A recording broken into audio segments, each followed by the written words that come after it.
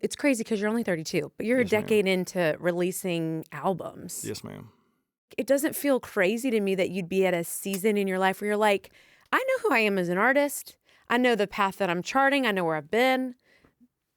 I'm ready to put my name on it. I don't I know. don't know. I feel like I don't know. I feel like I've said this a bunch lately, but I feel like I've never known less about who. I don't know. It's just it's wild. I feel like this whole process of making this record and going to New York City and doing it in 7 days and it being self-titled, and it's like I didn't really. None of it was extremely. Going to New York was intentional, but like the way we cut this record, we just did it, and then I've spent so much time, so many years wanting to be a country singer, and it's like.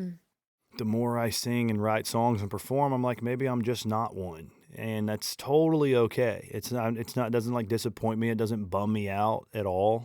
It's really more of a very positive thing. And I don't say that saying to follow that up with, I do know what I am.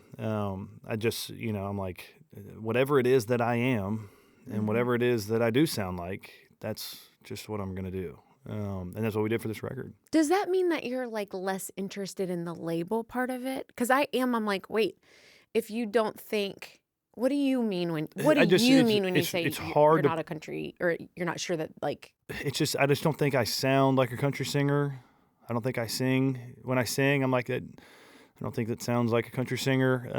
It's also very hard to put your thumb on what country music is now. It's just not near as narrow as it used to be.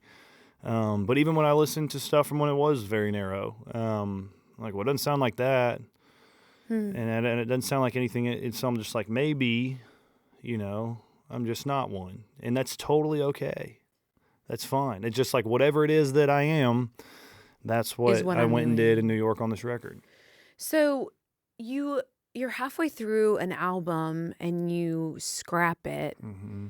It's brave. Yes, it's ma'am. terrifying. What did you not hear, or what did you hear on what you had that you were like, this isn't it, or this isn't next? I just felt like I had gotten a little too comfortable. Me and John Randall worked so well together. And, we had 4 number ones and double platinum this and platinum that, and just everything we did was a huge success for us. And I was just kind of like, all right, I think it's time to go find something else. And that was a tough conversation to have with John. No kidding. Because I love that man with all my heart. He is as good as God can make a boy. I mean, good human and as talented as anybody has ever been that's walked into this town. And I would give him the shirt off my back. But, it really wasn't anything with John. It was just all, I was like, man, I got to just go shake it up and just challenge myself again and just find something else that, and just, I watched this thing of Stapleton and Josh Brolin the other day that they did. It's like interview thing they did together. I think they were like Stapleton's house or something. And Stapleton described it so well, it's so simple, but he was like, I'm still just trying to find the buzz with the music. And I was like, God, I wish I would have said that first, because it's such an accurate way to describe how I feel. I'm like, I'm just looking for something that just turns me on again. Something that just, I'm like, yes, okay. This record that we made in New York is the record I always wondered if I was good enough to make. I always thought about a record like this, and I finally just, feel like maybe I might have gotten close to something that could be that. I don't know, Kelleigh. I still have no idea what I'm doing. That's pretty satisfying. I mean, there is that thing, too, where, like, I was literally listening to an older song yesterday of mine, and I was like, I could listen to this one day and be like, this is the why didn't anybody care about this song? Yeah. Or the next day I could be like, I have no talent. This is terrible. No, I think that every day. So it's like I'm convinced of that, actually. But every record, it's my 5th studio album, and the other 4, every time I recorded, I've made a record, I've left the studio and just been like, I missed. Not good. Ooh. Don't like it. Just wasted a ton of time and money. And it's always done so well. Everything's done so well. So I'm like, maybe this is the kiss of death. The fact that I finally think that I've done something that might be a little bit good. But I don't know. I don't need anybody else to like it. And it's the first time I've ever really been able to feel like that. One of the most amazing feels on this album is Killing Me. Mm-hmm. And I can't figure out, is it kind of like a 50s I don't know. thing, or like, what is it? And it just feels warm, and it feels really sexy, and it feels like, it doesn't feel like it's trying too hard, but it's still a thing. Like I would like, was that like something y'all came up with? Did you did you know the song was going to feel like that, I guess? No, not at all. And it's pretty different from how I wrote it, especially like the scene change in the solo. Because we were cutting it, and I was like, man, this has got to go somewhere. It can't just go back to the one for the solo.